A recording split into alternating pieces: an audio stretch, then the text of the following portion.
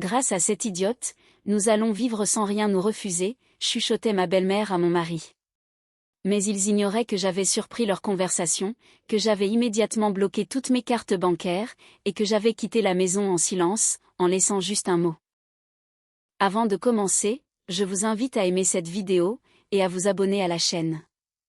Merci, et bonne écoute. Marine Laurent vérifia l'heure sur son téléphone, et accéléra le pas. Il était 9 heures du matin, et elle était déjà en retard pour une réunion avec des fournisseurs. Son agence immobilière était en pleine croissance, et aujourd'hui, elle devait finaliser l'achat d'un nouvel immeuble de bureaux, situé dans le quartier d'affaires de la ville. En 5 ans de travail acharné, elle avait transformé une petite agence en l'une des entreprises les plus prospères de la région. En entrant dans ses bureaux, Marine plongea immédiatement dans son rythme habituel, les appels des clients, les négociations, et la signature des contrats. Son assistante, Céline, lui glissait des documents, lui rappelait ses rendez-vous, et filtrait les appels. Vers midi, elle avait la tête qui tournait à cause des chiffres et des transactions, mais c'était la fatigue agréable d'une personne qui fait le métier qu'elle aime. Madame Laurent, votre mari a appelé 3 fois, l'informa Céline, lorsqu'elle put enfin souffler entre 2 rendez-vous. Il dit qu'il doit vous parler de toute urgence, à propos de certains documents. Marine fronça les sourcils. D'habitude, Thomas ne la dérangeait jamais au travail. Il était photographe, couvrait des mariages et des événements d'entreprise, et travaillait à son compte. Son emploi du temps était très flexible, contrairement aux journées chargées de sa femme. Elle appela son mari entre 2 réunions. « Tom, que se passe-t-il ? Céline m'a dit que tu avais appelé. »« Salut Marine, ma chérie. » La voix de son mari semblait un peu tendue. « Écoute, j'ai besoin des papiers de la maison. Tu te souviens que nous avions parlé d'agrandir mon studio ? Eh bien, j'ai l'opportunité d'obtenir un crédit, en utilisant notre bien immobilier comme garantie. » Marine s'arrêta au beau milieu du couloir. « Un crédit ? Tom, nous n'avons jamais parlé de prendre un crédit. Nous avons assez d'économies pour cette extension. » Oui, bien sûr, mais la banque propose des conditions vraiment avantageuses, avec des taux d'intérêt presque symboliques. Réfléchis, cela nous fera de l'argent supplémentaire pour notre trésorerie. Quelque chose dans le ton de sa voix la mettait mal à l'aise. Thomas ne s'était jamais intéressé aux questions financières. Il disait toujours que personne ne gérait l'argent mieux qu'elle, et soudain, il parlait de crédit et de taux d'intérêt.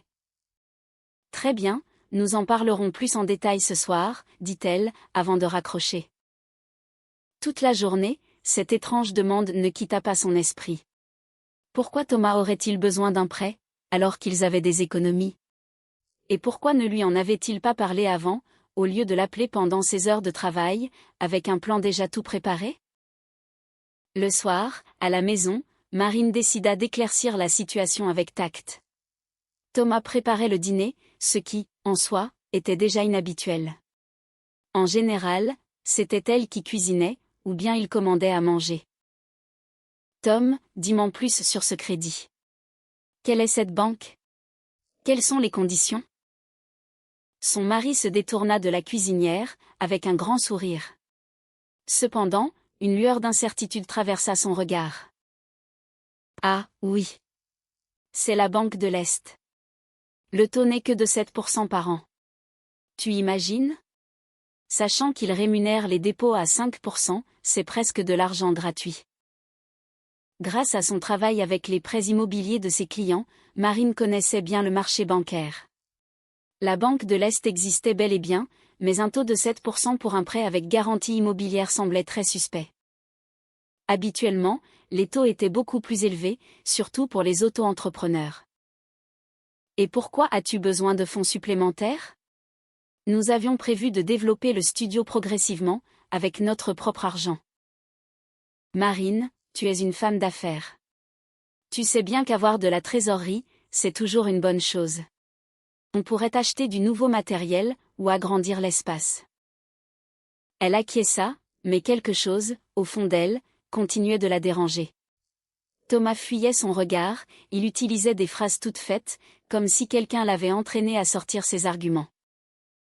Pendant le dîner, ils discutèrent de leurs plans pour le week-end, mais l'esprit de Marine était ailleurs. Elle observait son mari discrètement. Mariée depuis 7 ans, elle connaissait chacun de ses gestes, et chacune de ses intonations. En ce moment, il était clairement nerveux, même s'il essayait de le cacher. Après le repas, Thomas descendit dans son studio, qui se trouvait au sous-sol de leur maison. Marine resta dans le salon, avec son ordinateur portable, faisant semblant de travailler sur des dossiers. En réalité, elle réfléchissait au comportement étrange de son mari.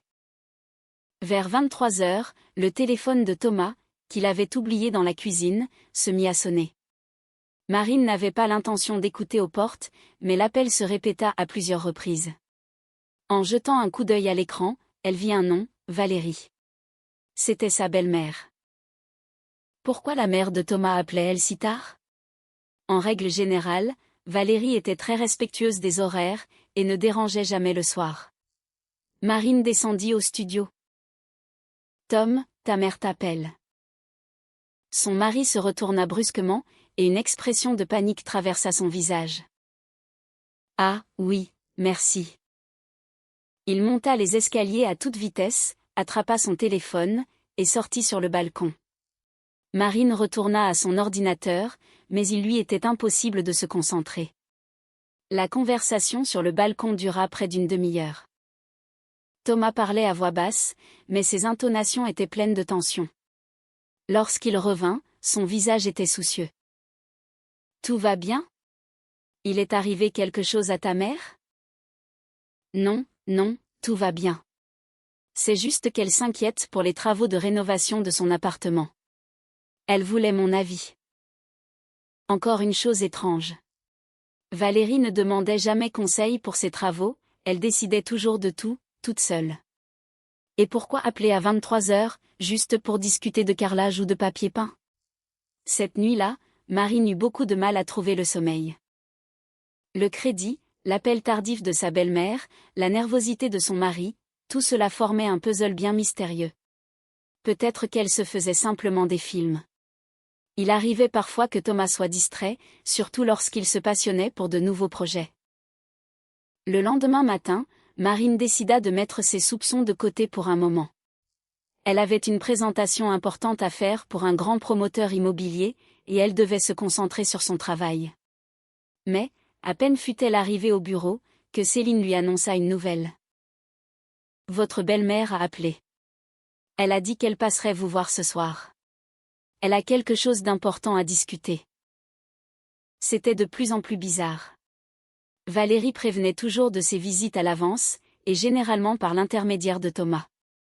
Mais là, elle appelait directement au bureau, et en plus, pour des questions soi-disant importantes.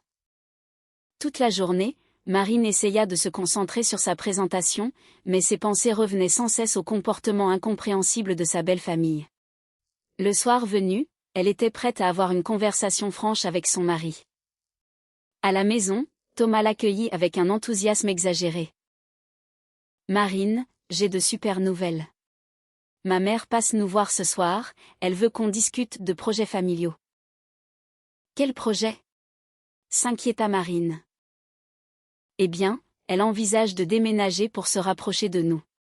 Peut-être acheter un appartement dans notre quartier. Elle veut tes conseils, puisque tu es experte en immobilier. » Soudain, Marine le sentit intuitivement, c'était encore un mensonge.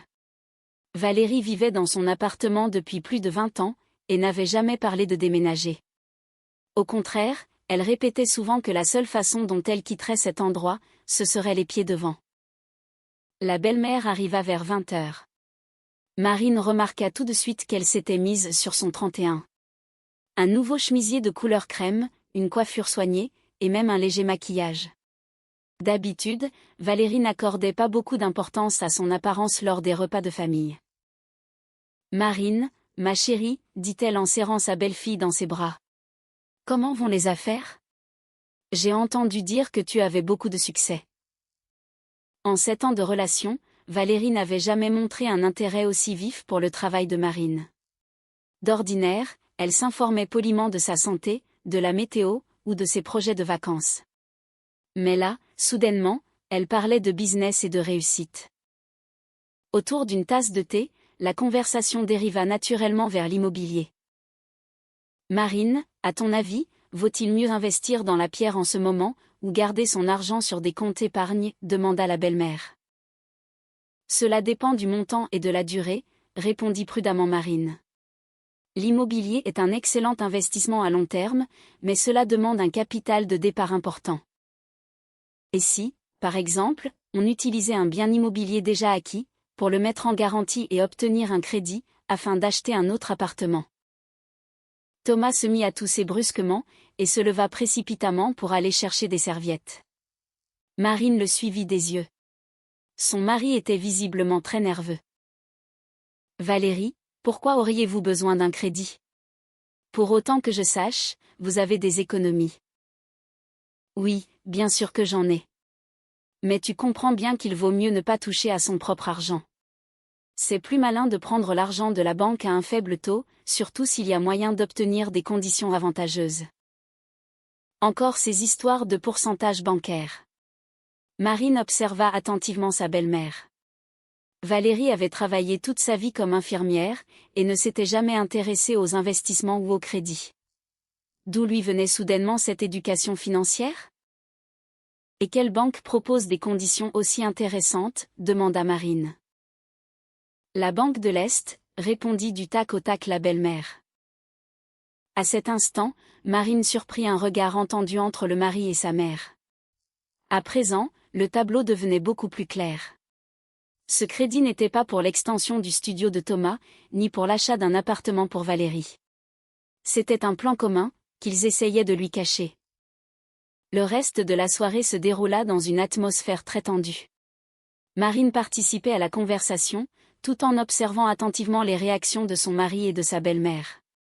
Il préparait de toute évidence un coup, mais préférait avancer de manière détournée. Dès que Valérie fut partie, Thomas remit le sujet du crédit sur le tapis. « Marine, tu as entendu ce que disait ma mère? Peut-être devrions-nous, nous aussi, réfléchir à cette offre de la banque? Les conditions sont vraiment exceptionnelles. Tom, je crois que nous allons trop vite. Essayons d'abord de comprendre pourquoi nous aurions besoin d'un crédit. Nous avons des projets, et nous avons l'argent pour les réaliser. Pourquoi se compliquer la vie? » Le visage de son mari s'allongea. « Marine, tu es une femme intelligente. Tu sais bien que ce serait stupide de laisser passer une telle occasion. Et si je te disais que je refuse catégoriquement d'hypothéquer la maison? » Thomas resta muet, et dans ce silence, il y avait quelque chose de sinistre. C'était comme s'il ne s'attendait pas à un refus, et ne savait pas comment réagir. « Bien sûr, c'est ton droit. Après tout, la maison est à ton nom, finit-il par lâcher, la voix pleine de ressentiment. Marine regarda son mari droit dans les yeux. « Et ça te contrarie? » Non, pas du tout. Je pensais juste que nous prenions les décisions financières ensemble. C'est le cas. Mais pour cela, il faut en discuter ouvertement, au lieu d'inventer des histoires sur l'agrandissement du studio. Thomas rougit. Quelles histoires? Je pense vraiment à l'agrandissement. Très bien, dit calmement Marine. Dans ce cas, préparons un business plan détaillé. Calculons les coûts, les revenus, et le retour sur investissement. Comme on le fait pour toute entreprise sérieuse. Son mari sembla désemparé. Marine, pourquoi rendre les choses si compliquées? C'est une affaire de famille, pas une multinationale. C'est justement parce que c'est familial, qu'il faut être particulièrement prudent. Je n'ai pas envie que nous regrettions des décisions prises à la hâte. La conversation s'arrêta là. Mais Marine avait compris l'essentiel, son mari et sa belle-mère préparaient un mauvais coup, et ce coup nécessitait d'avoir accès à son patrimoine. Ils avançaient différentes excuses, mais le but était toujours le même, ils voulaient les papiers de la maison. Le lendemain, au travail, Marine décida de mener sa propre petite enquête. Elle appela un banquier de sa connaissance, qui travaillait à la Banque de l'Est. « Salut Hugo. Dis-moi, avez-vous en ce moment un programme spécial de crédit avec garantie immobilière? J'ai entendu dire que vous proposiez des conditions très avantageuses. » Salut Marine. Non, nous n'avons aucun programme particulier en ce moment. Les conditions standards commencent à partir de 12% par an, selon le montant et la durée. Pourquoi, tu as besoin d'un crédit? 12%, et non pas 7, comme l'affirmait Thomas. Et aucune offre spéciale.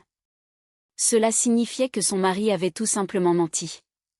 Le soir, Marine était assise dans son bureau à la maison, plongée dans ses réflexions. En 2 jours, beaucoup trop de choses bizarres s'étaient accumulées, les mensonges sur les conditions du crédit, les appels tardifs de sa belle-mère, cet intérêt soudain pour ses finances, et la nervosité évidente de son mari.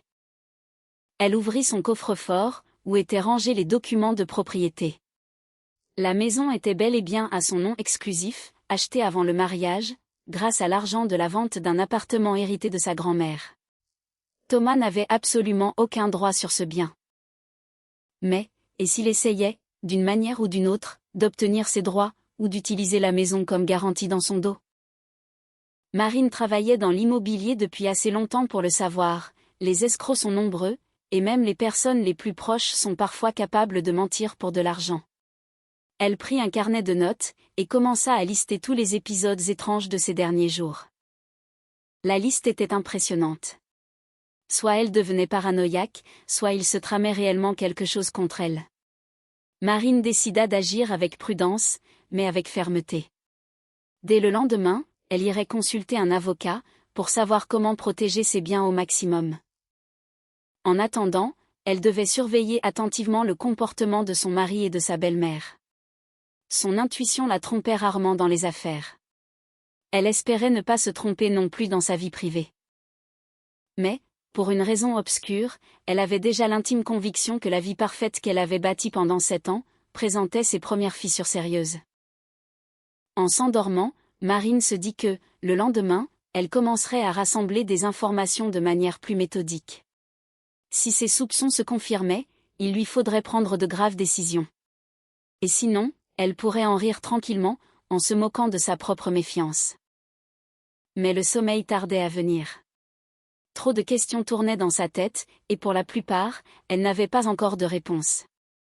Le lendemain matin, Marine se réveilla avec un plan d'action très précis.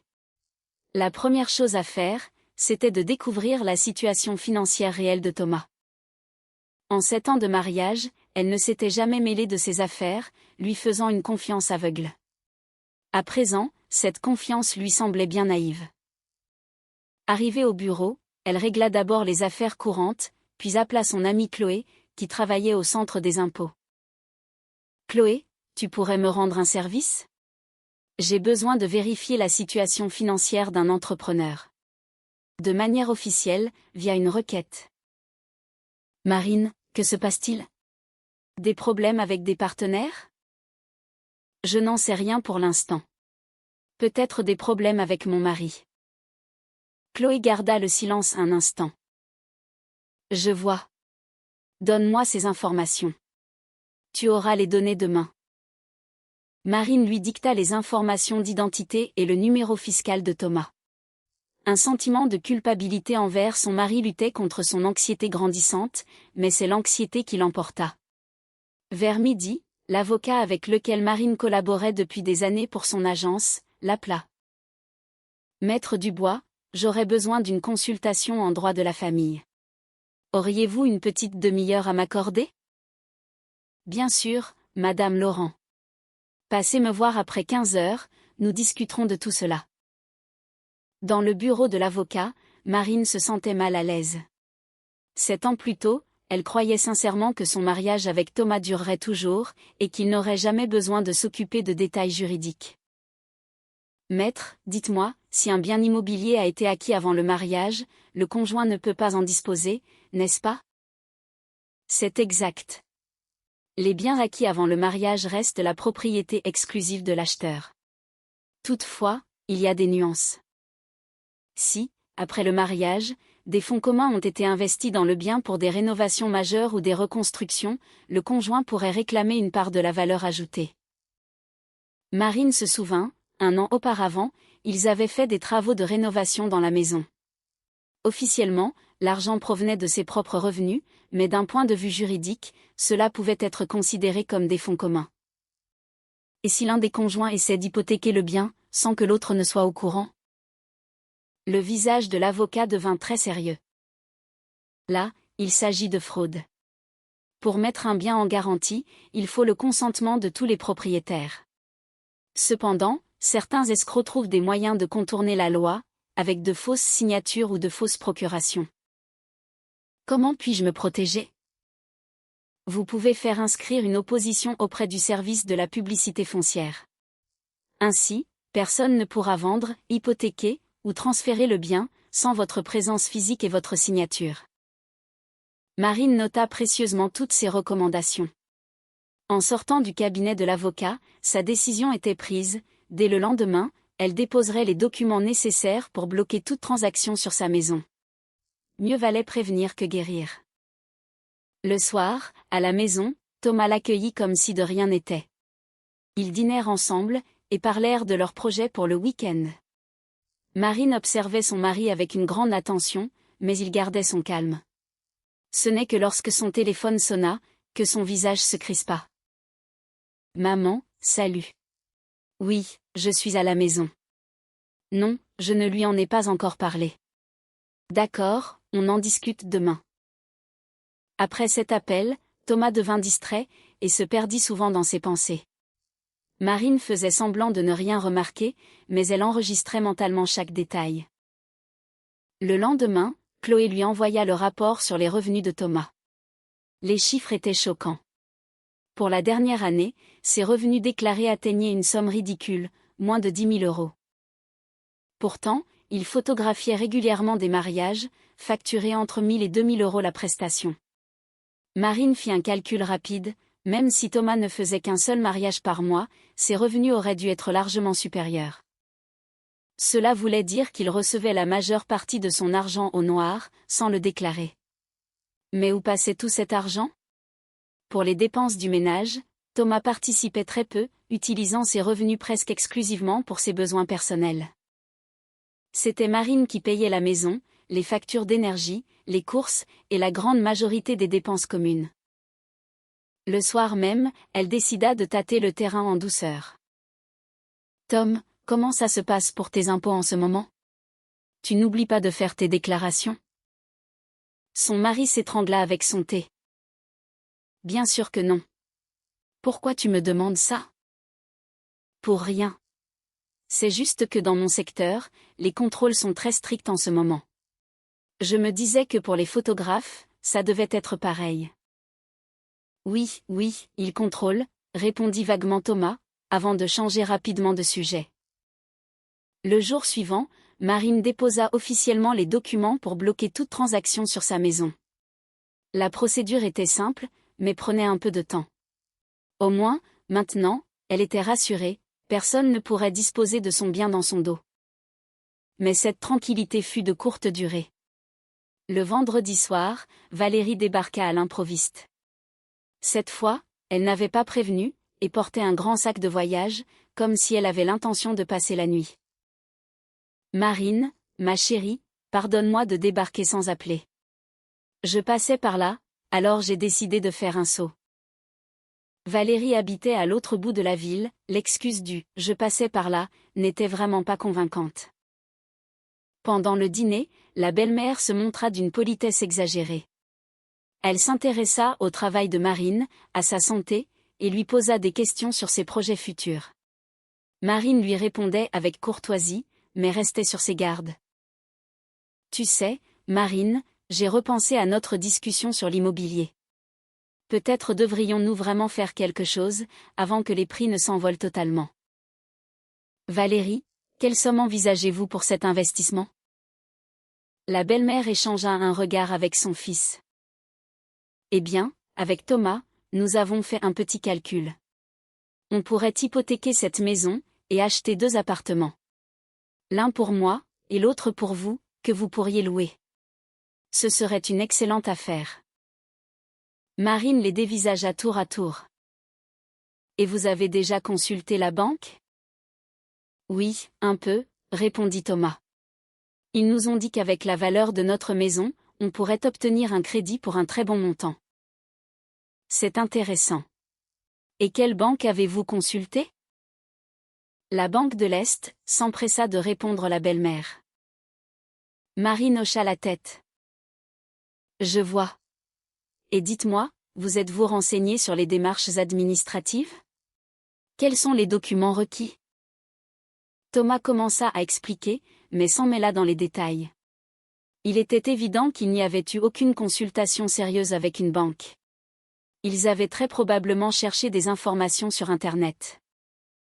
Tom, sais-tu que pour hypothéquer un bien immobilier, il faut l'accord de tous les propriétaires? Le visage de son mari se crispa. Eh bien, oui, bien sûr que je le sais. Et tu sais aussi que la maison est à mon nom exclusif? Un silence gênant s'installa. Valérie s'éclaircit la gorge. Marine, voyons, nous sommes une famille. Pourquoi s'encombrer de formalités entre nous? Valérie. C'est précisément parce que nous sommes une famille, qu'il faut faire les choses dans les règles, pour éviter tout malentendu par la suite. Le reste de la soirée fut particulièrement lourd. La belle-mère finit par rester pour la nuit, et s'installa dans la chambre d'amis. Marine alla se coucher avec un poids sur le cœur. L'intrigue devenait de plus en plus limpide, et cette clarté était effrayante. Au milieu de la nuit, elle fut réveillée par des voix étouffées, provenant de la cuisine. Marine entrebâilla doucement la porte de sa chambre. Thomas et sa mère se disputaient à voix basse, mais avec beaucoup de ferveur. « Tu vas trop vite, elle n'est pas stupide. On ne peut pas traîner. Elle risque de se douter de quelque chose. Il faut agir plus subtilement. » Marine tendit l'oreille, mais il lui fut impossible de saisir les détails. Une chose était sûre, il parlait d'elle, et tramait un plan. Au matin, la belle-mère partit très tôt, en disant à peine au revoir. Thomas était sombre et distrait, et ne répondait que par monosyllabes aux questions directes. Le lundi, arrivée au bureau, Marine décida de creuser encore plus loin. Elle téléphona à une de ses connaissances, qui travaillait dans une association d'agents immobiliers.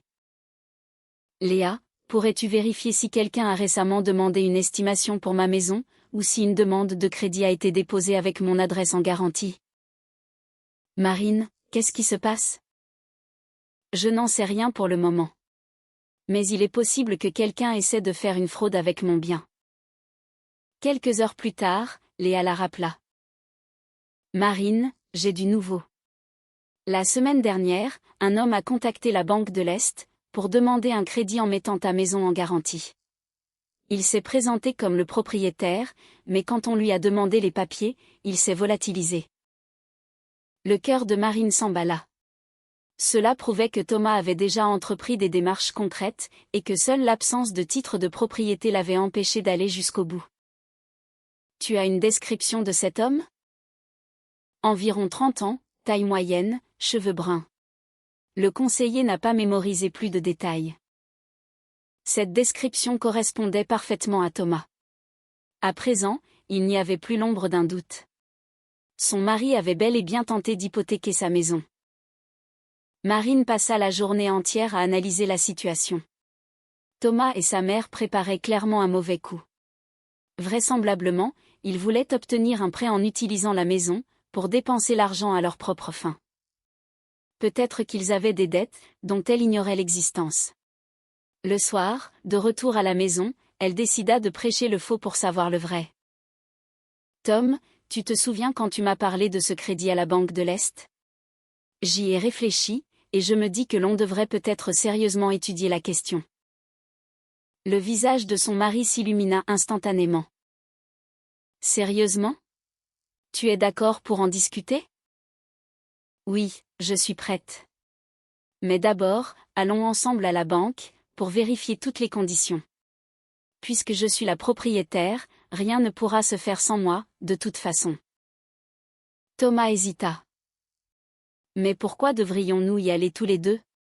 Je peux très bien me renseigner moi-même. Tom, pourquoi veux-tu faire ça tout seul? La maison m'appartient. C'est donc à moi de régler toutes les questions qui la concernent.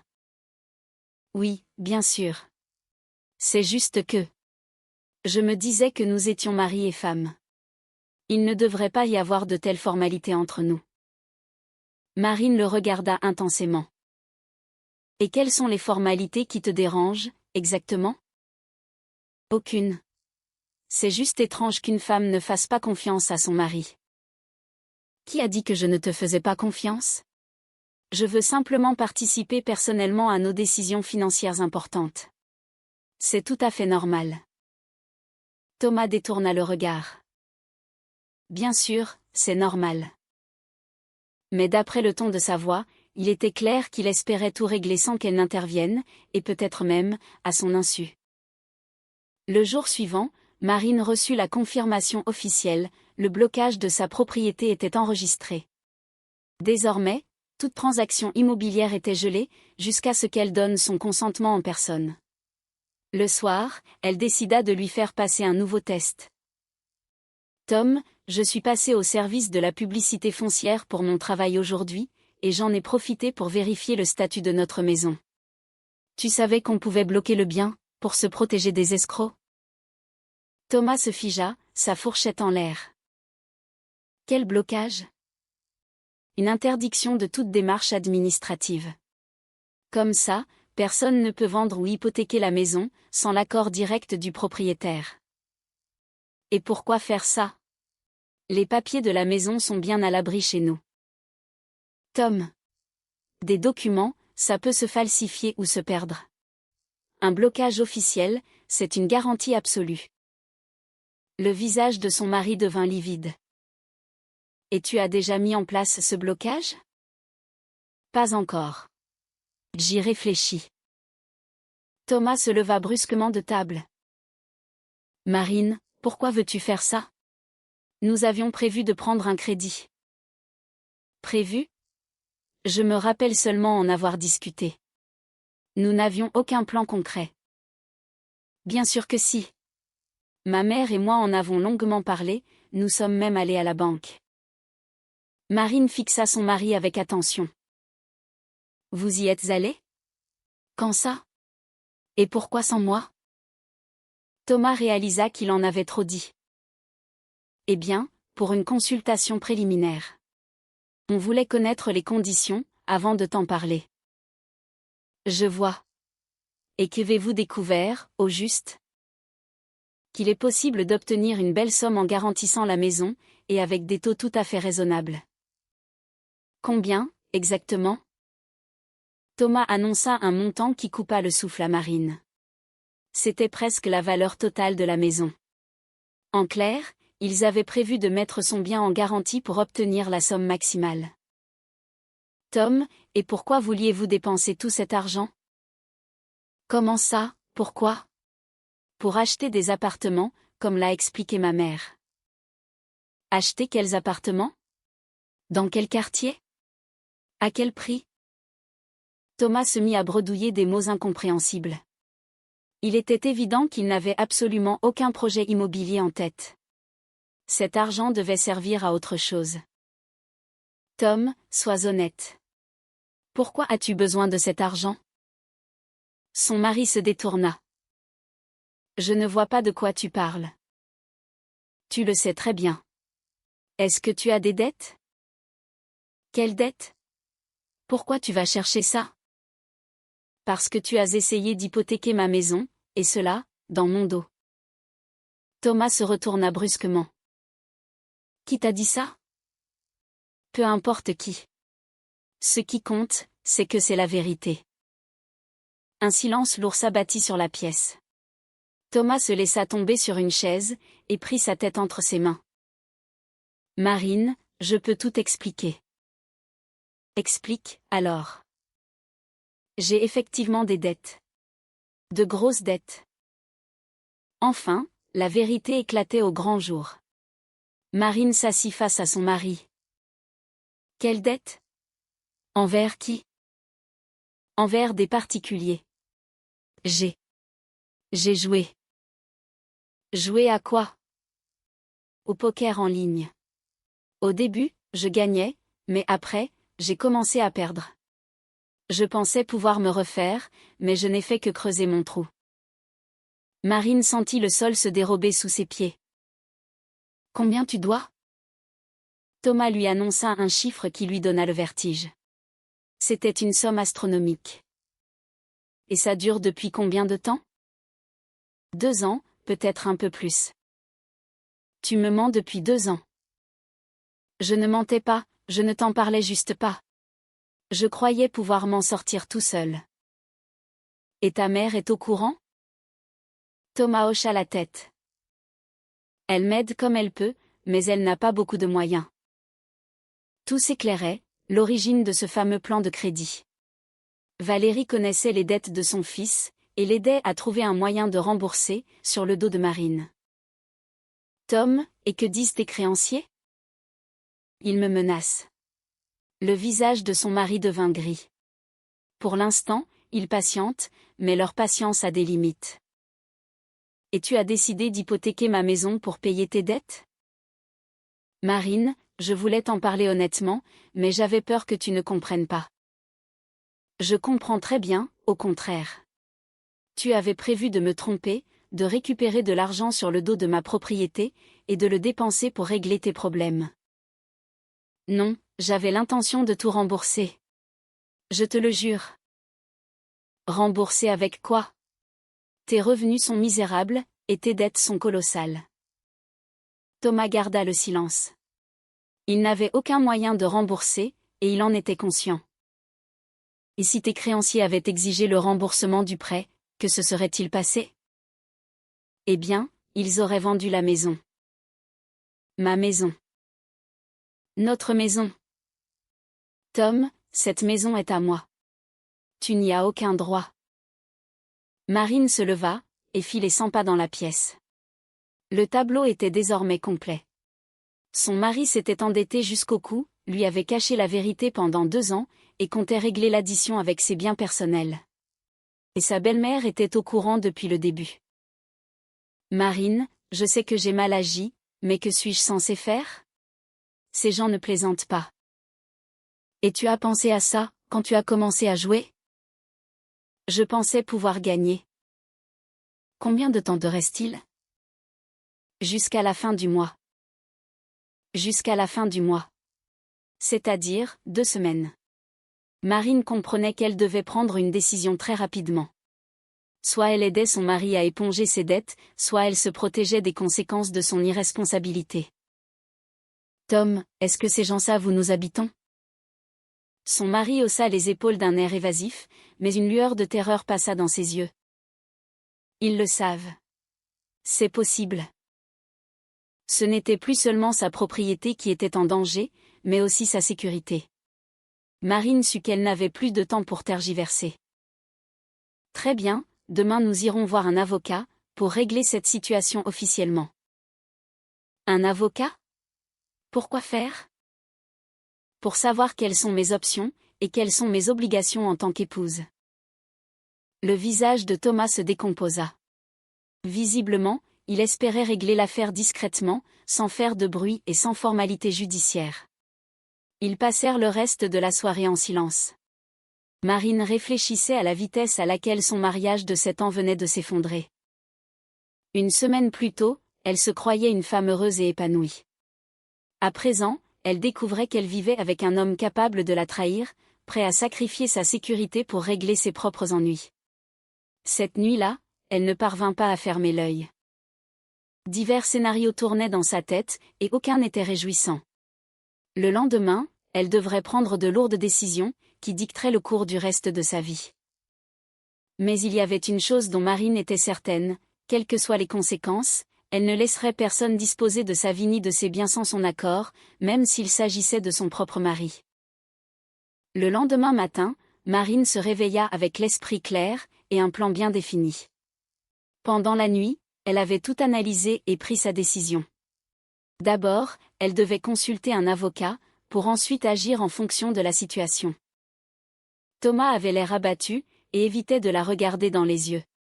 Au petit déjeuner, il essaya à plusieurs reprises de relancer la conversation de la veille, mais Marine détournait doucement le sujet. Tant qu'elle ne connaîtrait pas tous les aspects juridiques du problème, il était inutile d'en débattre. Marine, je comprends que tu sois en colère. Mais essayons de trouver une solution ensemble. Tom, j'ai besoin de temps pour réfléchir. Aujourd'hui, je vais voir mon avocat pour clarifier le côté juridique, et ensuite, on en reparlera. L'avocat? Marine, pourquoi mêler des étrangers à tout ça? On peut très bien se débrouiller seul. Peut-être, mais je veux connaître mes droits et mes devoirs avec exactitude. Le visage de Thomas se crispa. Il espérait jouer sur l'émotionnel, mais se heurtait à une rationalité glaciale. Au bureau, elle géra d'abord les urgences de son agence, avant de se rendre chez l'avocat. Maître Dubois écouta toute l'histoire avec la plus grande attention, posant parfois des questions pour clarifier les choses.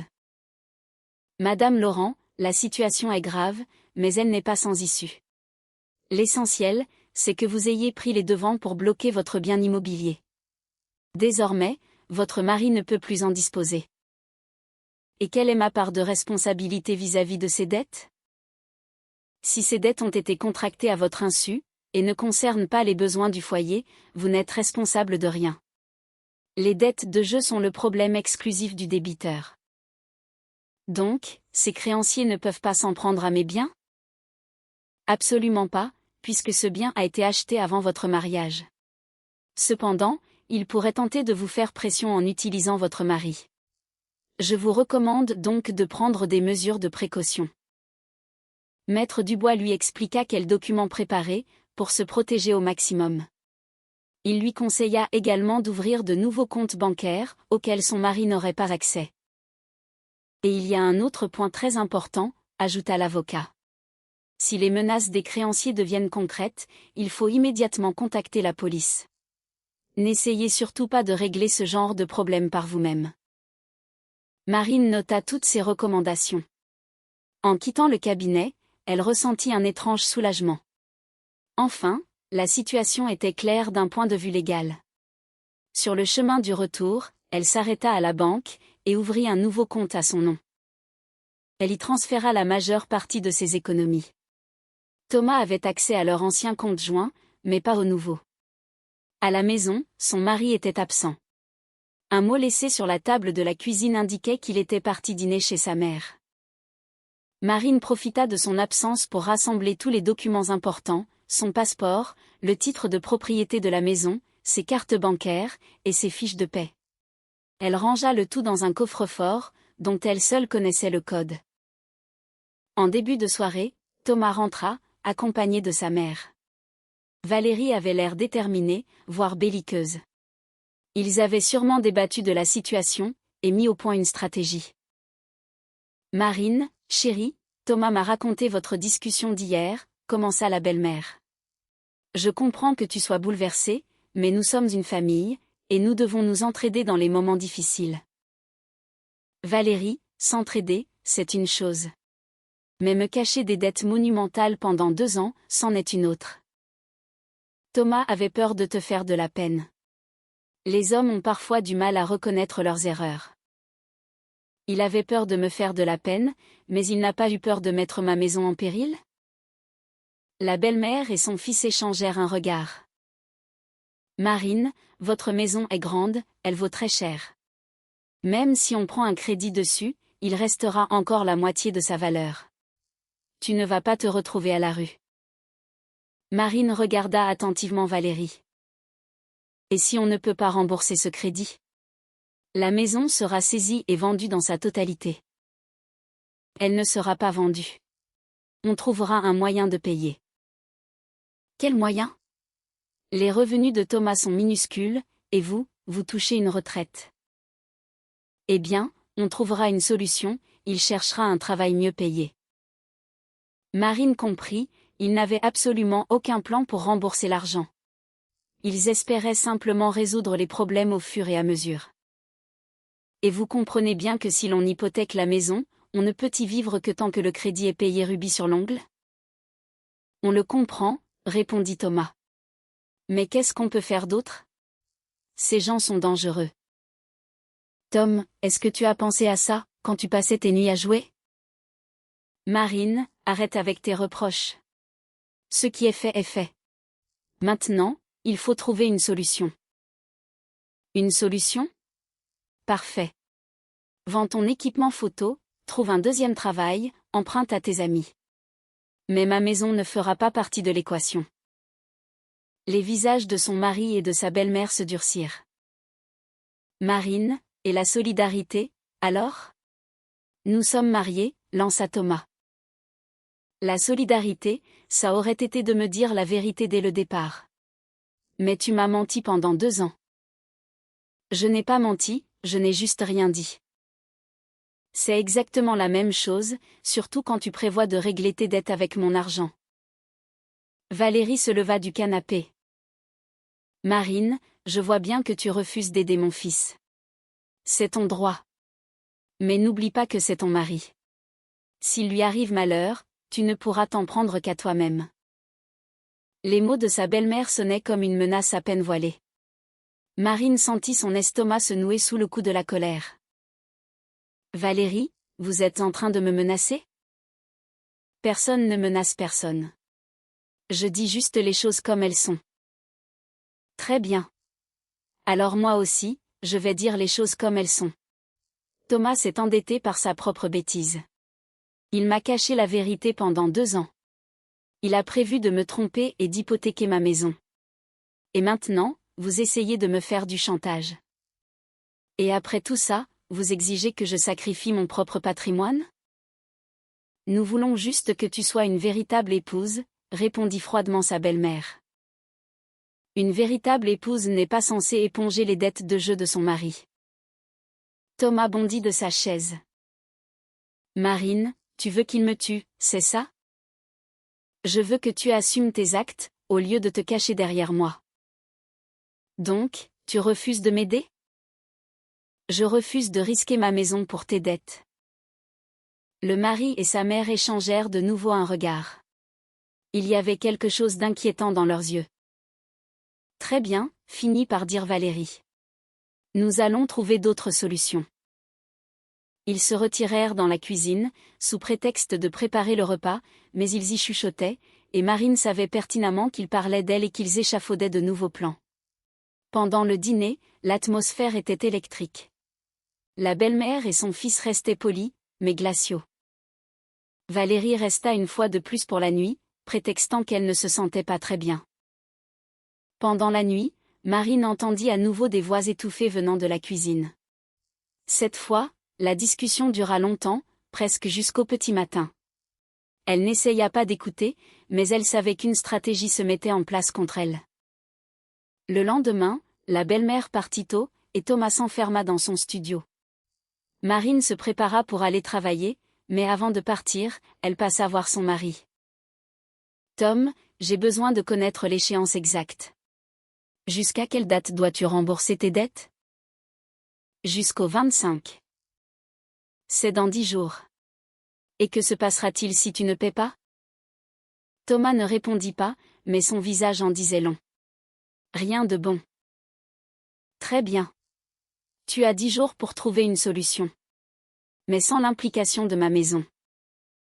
Au travail, Marine essayait de se plonger dans ses dossiers, mais son esprit revenait inexorablement à sa situation familiale. Vers midi, elle reçut un message de Thomas, j'ai trouvé une option possible. On en discute ce soir. Le soir, de retour à la maison, son mari avait l'air plus optimiste. Marine, j'ai parlé à quelqu'un. Il est prêt à m'aider pour mes dettes, mais il lui faut des garanties. Quelle garantie? Eh bien, les papiers de la maison, en guise de caution. Marine laissa échapper un profond soupir. Tom, nous avons déjà réglé cette question hier. La maison n'en fait pas partie. Mais ce ne sont que des garanties. Pas un prêt, juste une caution. La maison restera à nous. Et si tu n'arrives pas à rembourser cette personne? J'y arriverai. J'y arriverai à coup sûr. Comment? Thomas commença à balbutier des histoires à propos de nouvelles commandes et de futurs projets, mais rien de concret. Ma réponse est la même, déclara Marine. On ne touche pas à la maison. Le visage de son mari s'assombrit. Marine. Je t'ai pourtant expliqué que ce sont des gens dangereux. Ils ne rigolent pas avec ça. Et toi, est-ce que tu rigolais, quand tu misais notre argent au jeu?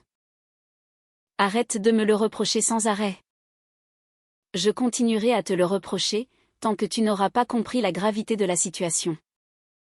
Thomas se leva d'un bond, et quitta la pièce. Une demi-heure plus tard, il partit, en lui annonçant qu'il allait chez sa mère. Marine resta seule. Elle se promenait de pièce en pièce, pensant à la vitesse vertigineuse à laquelle sa vie avait basculé. 2 semaines auparavant, elle considérait son mariage comme un roc indestructible. Elle découvrait maintenant que l'homme avec qui elle vivait n'hésiterait pas à la ruiner pour sauver sa propre peau. Tard dans la soirée, Thomas revint, maussade et silencieux. Il répondait par des monosyllabes. Ils se couchèrent dans un silence lourd. Les jours suivants se déroulèrent comme une guerre froide. Thomas ne lui adressait presque plus la parole, et passait la majeure partie de son temps à l'extérieur. Valérie appelait tous les jours, mais ignorait totalement Marine. Le jeudi soir, Thomas rentra avec les yeux rougis, dégageant une forte odeur d'alcool. « Marine, il ne me reste plus que 3 jours, dit-il en s'effondrant sur le canapé. Et alors? Ces gens ne m'attendront pas. Tom, je ne peux pas régler tes problèmes en sacrifiant mon propre patrimoine. Donc, tu es prête à me laisser mourir? Marine regarda fixement son mari. Et toi, étais-tu prêt à risquer ma maison? Ce n'est pas la même chose. Non, c'est exactement la même chose. C'est de l'égoïsme pur. Thomas se leva, et se dirigea vers la porte. Où vas-tu? Chez ma mère. Là-bas, au moins, ils savent ce qu'est la solidarité familiale. La porte claqua. Marine se retrouva seule. Le vendredi matin, Thomas ne rentra pas. Il lui envoya juste un SMS, « Je reste chez ma mère. » Je réfléchis à la situation. Marine passa sa journée au travail, et rentra le soir dans une maison vide. Le silence était pesant, mais elle comprenait que c'était sans doute mieux ainsi. Elle avait besoin de temps pour planifier l'avenir. Le samedi matin, Valérie l'appela. « Marine, ma chérie, je peux passer te voir pour discuter à cœur ouvert ?» Marine n'avait aucune envie de voir sa belle-mère, mais il était gênant de refuser. « Passez si vous voulez. » Valérie arriva vers 11h, l'air fatigué et angoissé. « Marine, essayons de trouver un compromis. Thomas va très mal. Il ne mange plus, il ne dort plus. » Valérie, que proposez-vous? On pourrait peut-être hypothéquer la maison, mais pas complètement. Juste prendre la somme nécessaire pour effacer les dettes, pas plus. Et quelle est la différence? Si on ne peut pas payer le crédit, la maison sera tout de même saisie et vendue. Nous pourrons payer. Thomas a promis de trouver un autre emploi. Il a promis. Et où sont les garanties? La belle-mère garda le silence, puis poussa un soupir.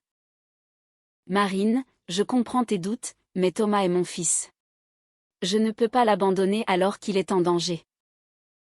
Et je ne peux pas risquer mon toit, à cause de son irresponsabilité. Alors, qu'est-ce qu'on fait? Qu'il se débrouille tout seul, qu'il vende son matériel, qu'il emprunte à des amis, qu'il cherche du travail. Mais sans impliquer mes biens personnels. Le visage de Valérie se durcit. Je vois. Donc, tu l'abandonnes. Je ne l'abandonne pas. Je refuse simplement de sacrifier mon avenir pour réparer ses erreurs. C'est ça, l'abandonner. Marine comprit que la discussion était dans l'impasse. Sa belle-mère ne voyait qu'une seule issue, sacrifier la maison pour sauver son fils. Les autres options ne l'intéressaient pas. Valérie, je crois que nous n'avons plus rien à nous dire. La belle-mère se leva. Tu regretteras cette décision. C'est possible, mais ce sera ma décision, et j'en assumerai les conséquences. Après le départ de Valérie, Marine ressentit un immense soulagement. Enfin, carte sur table. Chacun connaissait désormais la position de l'autre. Le samedi soir, elle reçut un message de Thomas: « Demain, c'est le dernier jour. Je rentrerai à la maison demain matin. » Marine se prépara pour une discussion décisive. Peut-être que son mari avait trouvé une solution, peut-être qu'il avouerait sa défaite, ou peut-être qu'il essaierait de faire pression sur elle d'une manière différente. Le dimanche matin, Thomas arriva, le teint livide, les traits tirés. Il avait l'air d'un homme qui n'avait pas dormi depuis des jours. « Marine, c'est le dernier jour. Demain, ils viendront chercher leur argent. Et qu'as-tu prévu de faire ? » « Je n'en sais rien. Je n'en sais absolument rien. » Thomas s'assit à la table de la cuisine, et prit sa tête entre ses mains. Marine ressentit une pointe de pitié, mais elle se contint.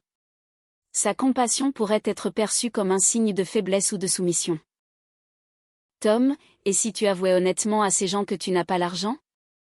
Tu pourrais demander un délai ? Ils ne donnent pas de délai. Leurs règles sont strictes. Alors va voir la police. » « La police ? Pour leur dire quoi ? Que j'ai joué de mon plein gré, que j'ai signé des reconnaissances de dette moi-même ? Mais les menaces sont illégales. Va prouver ça. Ils savent très bien menacer, tout en restant dans les limites de la loi. Marine comprenait que son mari s'était acculé dans une impasse, dont il n'y avait pas de sortie facile. « Tom, et si tu partais ? Si tu disparaissais pour un moment ? Partir où ? Et avec quel argent ? J'ai des économies. » Les yeux de Thomas s'illuminèrent d'espoir. « Sérieux ? Tu es prête à m'aider ? » « Je suis prête à t'aider à partir et à commencer une nouvelle vie ailleurs. Mais la maison reste ici, avec moi. » L'espoir s'éteignit instantanément dans le regard de son mari. « Donc, tu me proposes de tout abandonner et de fuir ? Je te propose de sauver ta vie. Et notre mariage ? » Marine garda le silence.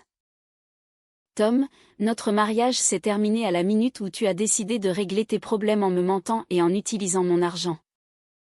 Ça veut dire que tu veux divorcer ? Je veux de l'honnêteté, et ça, ce n'est plus possible entre nous. » Thomas se leva, et se mit à faire les 100 pas dans la cuisine. « Marine, donne-moi une dernière chance. Je te jure que je ne jouerai plus jamais. » « Tom. Le problème, ce n'est pas seulement le jeu.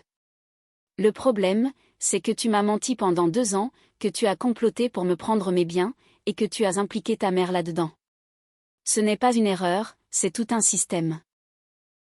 Je vais changer. C'est trop tard. La confiance est morte. » Son mari s'effondra sur sa chaise, et éclata en sanglots. Marine l'observait, avec un sentiment de grand vide. Un mois plus tôt, ses larmes l'auraient poussé à se jeter dans ses bras pour le consoler. Aujourd'hui, elle ne voyait qu'une tentative désespérée de manipulation émotionnelle. Vers midi, Valérie arriva. Elle entra sans frapper, comme si elle était chez elle.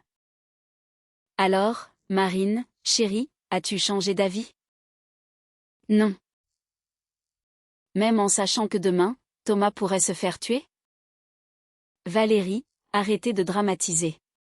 Personne ne va le tuer. Au pire, il se fera tabasser. »« Ah, tabasser. Et ça ne te fait rien ? » ?»« Ça m'inquiète, mais pas au point de risquer ma maison. » La belle-mère et le fils échangèrent un regard lourd de sens.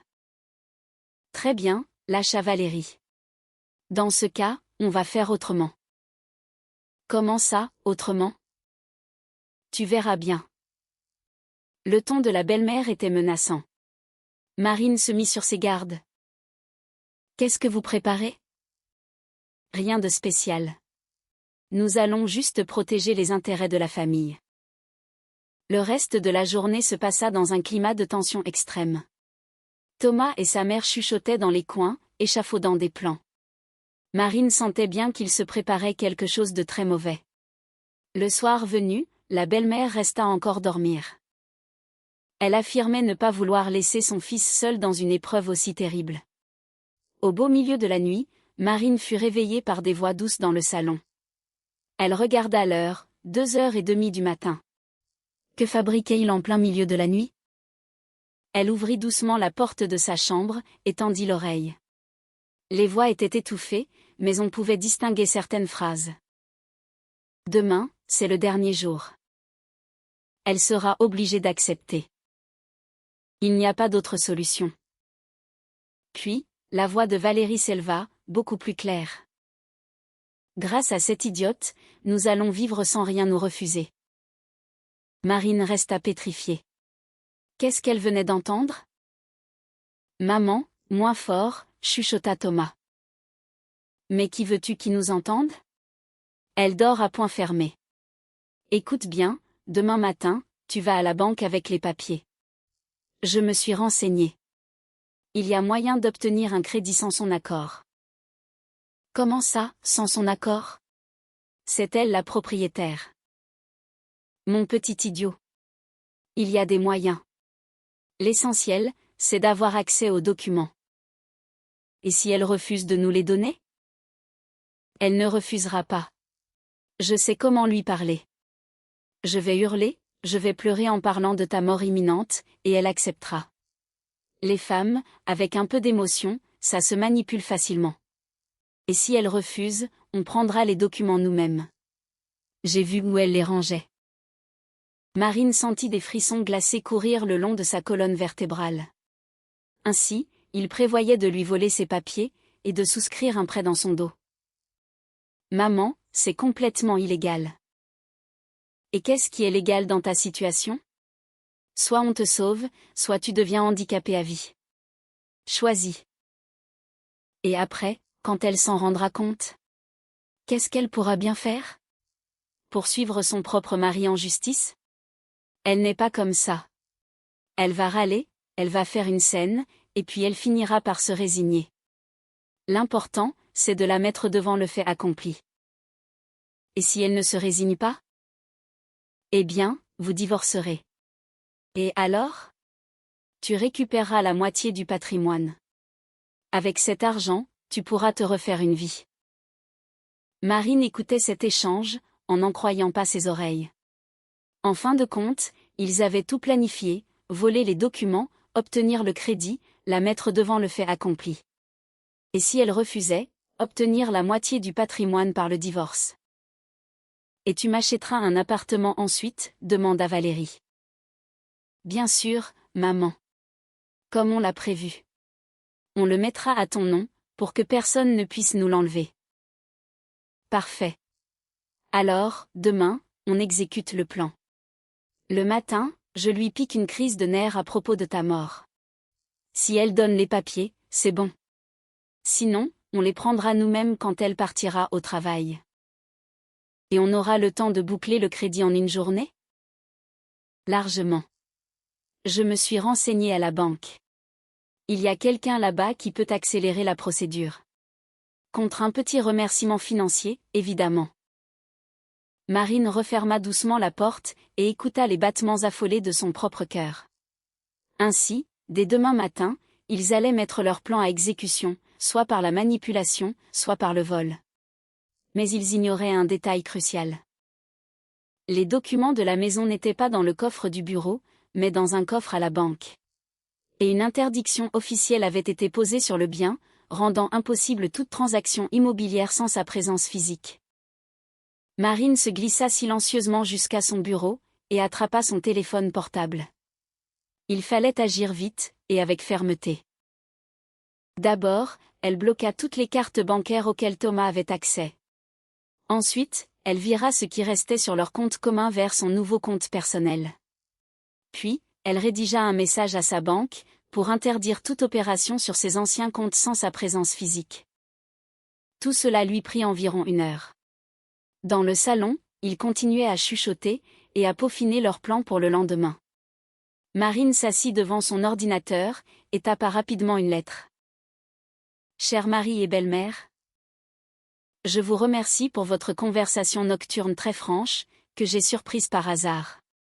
Je sais désormais avec certitude ce que vous pensez de moi, et ce que vous comptez faire de mon patrimoine. Je suis au regret de vous décevoir. Tous les documents sont depuis longtemps dans un coffre à la banque. La maison est frappée d'une interdiction de vente et d'hypothèque. Les cartes bancaires sont bloquées. Votre plan génial a échoué avant même d'avoir commencé. Vous avez 1 heure pour faire vos valises et quitter ma maison. Je n'attendrai pas 1 minute de plus. PS Tom, tes dettes sont ton problème. Règle-les toi-même, comme un adulte. Et merci pour ces 7 années de mensonges. Ce fut très instructif. Marine. Elle imprima la lettre, la posa bien en évidence sur la table de la cuisine, et commença à faire un petit sac de voyage. Il était impensable de rester dans cette maison après une telle découverte. Une demi-heure plus tard, Marine sortit discrètement par la porte de derrière, monta dans sa voiture, et se dirigea vers un hôtel ouvert 24h24 en centre-ville. En s'enregistrant à la réception, elle ressentit un étrange soulagement. Enfin, les masques étaient tombés, les cartes étaient sur la table. Chacun savait désormais ce que l'autre pensait. Dans sa chambre d'hôtel, Marine s'allongea sur le lit, et pour la première fois depuis longtemps, elle se sentit en paix. Plus besoin de deviner, de soupçonner, ni de tout analyser. Tout était devenu d'une clarté absolue. Son mari et sa belle-mère avaient prévu de la dépouiller, en utilisant ses sentiments et la pression familiale. Comme cela n'avait pas fonctionné, ils avaient décidé d'utiliser la force. Et ce n'est que grâce à cette conversation entendue par hasard, que leur plan avait été déjoué. Le matin, Marine fut réveillée par la sonnerie de son téléphone. L'écran affichait le nom de Thomas. Elle rejeta l'appel. 1 minute plus tard, le téléphone sonna de nouveau. Et encore une fois. Marine coupa le son, et posa l'appareil sur sa table de nuit. À 9h, elle descendit prendre le petit déjeuner au restaurant de l'hôtel. La serveuse était souriante, le café embaumait, et les croissants étaient frais. C'était étrange, mais après le cauchemar de la veille, Marine se sentait incroyablement légère. Après son petit déjeuner, elle se rendit à son agence. Céline l'accueillit avec un regard surpris. « Madame Laurent, vous allez bien ? Vous avez l'air radieuse. » « Tout va très bien, Céline. J'ai simplement réglé quelques problèmes familiaux. » La journée s'écoula normalement, réunions, négociations, signature de documents. Le travail l'aidait à ne pas penser à ce qui se passait chez elle. Son téléphone vibrait sans arrêt, saturé par les appels de Thomas et de Valérie, mais Marine les ignorait royalement. En fin de journée, le nombre d'appels en absence dépassait les 50. Finalement, un message de son mari arriva. « Marine, je t'en supplie, parlons. On va tout expliquer. » Marine répondit brièvement, « Il n'y a rien à expliquer. Tout est très clair. » « Alors, dis-moi au moins où sont les papiers de la maison. Ces gens sont là pour l'argent. » « C'est ton problème, Tom. Débrouille-toi. » Après ce message, le téléphone se tut. Apparemment, Thomas avait compris qu'il ne pouvait plus compter sur l'aide de sa femme. Le soir, Marine rentra à l'hôtel. Dans sa chambre, tout était calme et paisible. Elle n'avait personne à écouter, personne auprès de qui se justifier. Pour la première fois depuis 7 ans, elle était totalement libre. Le lendemain, mardi, Marine retourna voir son avocat. Maître Dubois écouta le récit de l'espionnage nocturne, et secoua la tête. « Madame Laurent, heureusement que vous avez pris les mesures nécessaires à temps. La tentative d'escroquerie immobilière relève du code pénal. Que dois-je faire, maintenant ? Lancer la procédure de divorce. Et de préférence, très vite, avant qu'il n'invente autre chose. Et pour le patrimoine ? La maison a été achetée avant le mariage, elle vous revient de droit. Votre entreprise est à vous également. Votre mari ne peut prétendre qu'aux biens acquis en commun pendant le mariage, et il n'y en a pratiquement pas. » Marine hocha la tête. Alors, préparez les papiers du divorce. L'avocat lui promit que tout serait prêt pour la fin de la semaine. Marine se sentit soulagée. Enfin, cette situation approchait de sa conclusion logique. Le mardi soir, alors qu'elle rentrait du travail, Valérie l'attendait devant l'entrée de l'hôtel. La belle-mère avait l'air ébouriffée et très agitée. Marine, enfin. On te cherche partout. Valérie, nous n'avons rien à nous dire. Comment ça, rien à nous dire? Thomas a été emmené à l'hôpital. Marine s'arrêta net. Que s'est-il passé? Ces gens sont venus chercher leur argent. Quand ils ont compris qu'il n'y avait rien, ils l'ont tabassé, ils lui ont cassé le bras. Il a une commotion cérébrale. Marine ressentit une pointe de pitié, mais elle se ressaisit immédiatement. J'en suis désolée, mais je l'avais prévenu que ça pouvait arriver. Comment peux-tu dire une chose pareille? C'est ton mari. Il était mon mari, jusqu'au jour où il a prévu de me dépouiller. Marine, ça suffit avec ça. Quel braquage! Nous sommes une famille. Valérie, j'ai entendu votre conversation nocturne. Vous vous souvenez? Grâce à cette idiote, nous allons vivre sans rien nous refuser. C'était de moi que vous parliez, non? Le visage de la belle-mère devint blanc comme un linge. Tu as écouté aux portes? Je vous ai entendu par hasard. C'était très instructif. Marine, on ne parlait pas sérieusement. On disait des bêtises, sous le coup du désespoir. Pas sérieusement? Et le plan pour voler les papiers, et soudoyer un employé de banque, ce n'était pas sérieux non plus? Valérie baissa les yeux. Nous voulions bien faire. Vous vouliez bien faire pour vous, sur mon dos. Bon, d'accord, admettons que nous ayons eu tort. Mais Thomas a été blessé. Il est tout seul à l'hôpital en ce moment. Qu'il s'en prenne à ceux qui l'ont mis dans cet état, c'est-à-dire, à lui-même. Marine, il a encore des dettes. Ces gens ne vont pas s'arrêter là. Qu'il aille porter plainte à la police. Porteur plainte contre qui? Il a signé les reconnaissances de dettes lui-même. Marine haussa les épaules. C'est son problème. Je suis désolée que ça se termine comme ça, mais je n'y suis pour rien. Marine, je t'en supplie, aide-le, juste un peu. Pas toute la maison, mais au moins une partie de l'argent. Pas un seul centime. Valérie, pendant 7 ans, vous et votre fils avez abusé de ma gentillesse.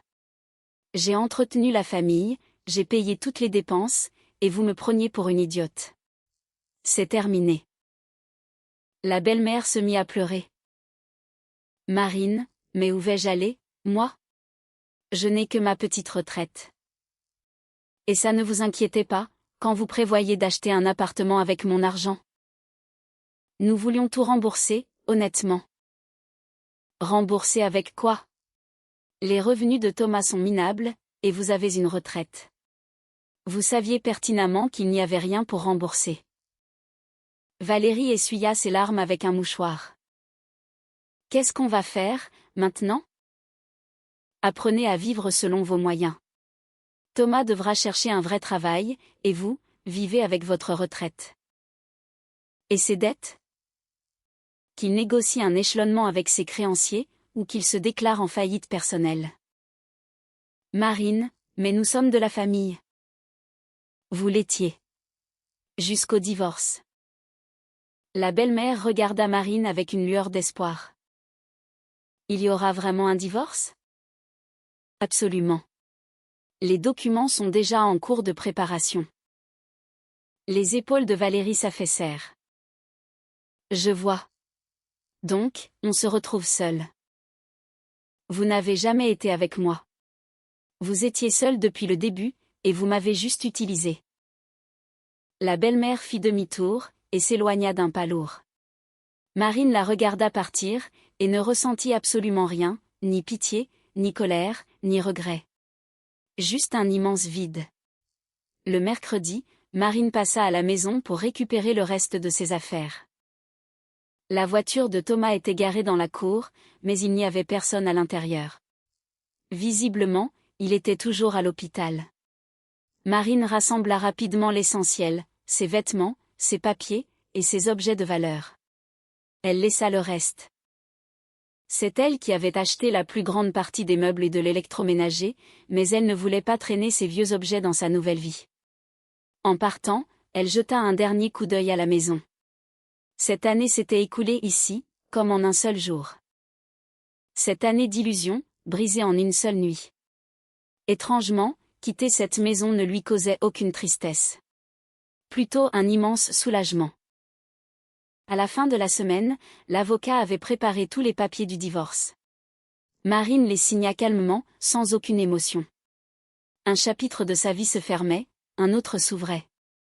Le vendredi, elle acheta un appartement de 2 pièces dans un quartier récent. Un agencement moderne, de grandes baies vitrées, et aucun souvenir, exactement ce qu'il lui fallait pour un nouveau départ. Le samedi, alors qu'elle emménageait dans son nouvel appartement, Marine reçut un SMS d'un numéro inconnu. Cet homme. Mon téléphone a été cassé à l'hôpital.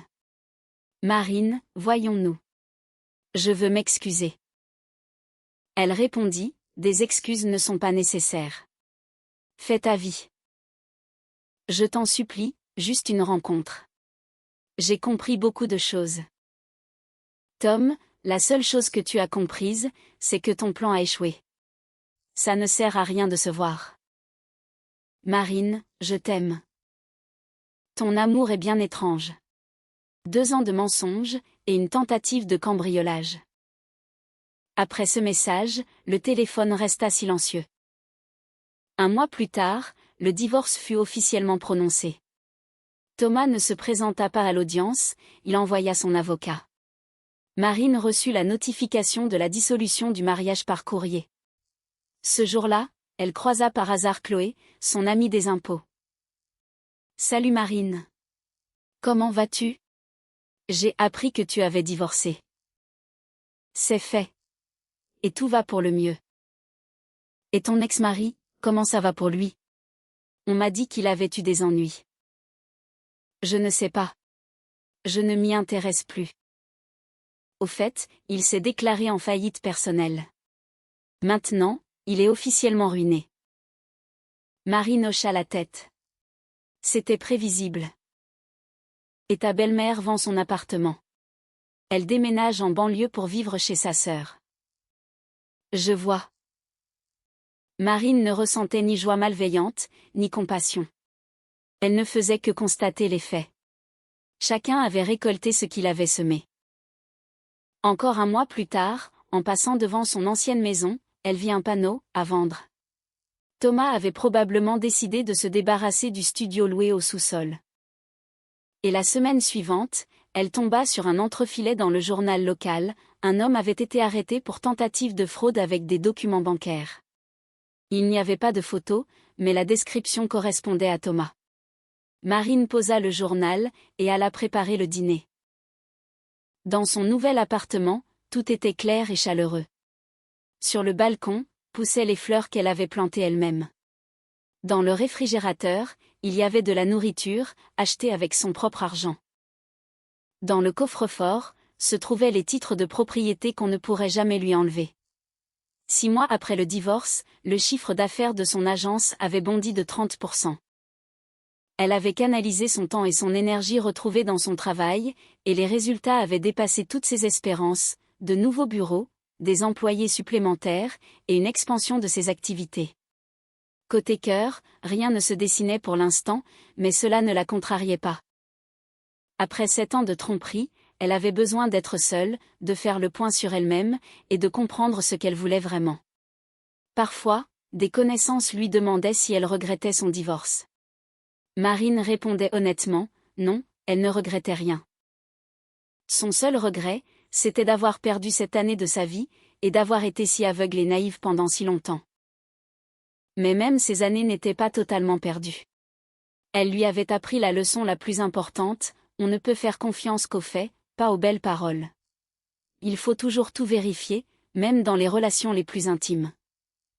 Et surtout, il ne faut jamais sacrifier ses propres intérêts pour réparer les erreurs des autres. Un soir, assise sur le balcon de son nouvel appartement, une tasse de thé à la main, Marine repensait à la façon dont sa vie avait changé. 1 an auparavant, elle se croyait une femme mariée et heureuse. Aujourd'hui, elle connaissait le véritable bonheur, celui de ne pas avoir à sauver qui que ce soit, de ne rien devoir prouver, et de ne rien avoir à cacher. Son téléphone reposait à côté d'elle, silencieux. Personne n'appelait pour demander de l'aide, personne n'exigeait de sacrifice ni de compromis. Marine était la seule maîtresse de sa vie, et ce sentiment valait bien cette année de déception. Sur la table, l'attendait un contrat d'achat pour un nouveau bien immobilier. Marine prévoyait de continuer à développer son entreprise, avec peut-être l'ambition de s'étendre au niveau national. Elle avait la force, les compétences, et surtout, plus personne pour se mettre en travers de son chemin. Le soleil se couchait à l'horizon, teintant le ciel de nuances orangées. Quelque part dans cette ville vivaient son ex-mari et son ex-belle-mère, empêtrés dans les conséquences de leurs propres décisions.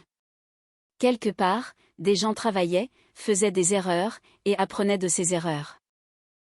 Et Marine, elle, était assise sur son balcon, dans son appartement acheté avec son propre argent, et elle planifiait son avenir. Un avenir qui ne dépendait que d'elle seule. Et c'était de loin la meilleure fin qu'elle aurait pu imaginer.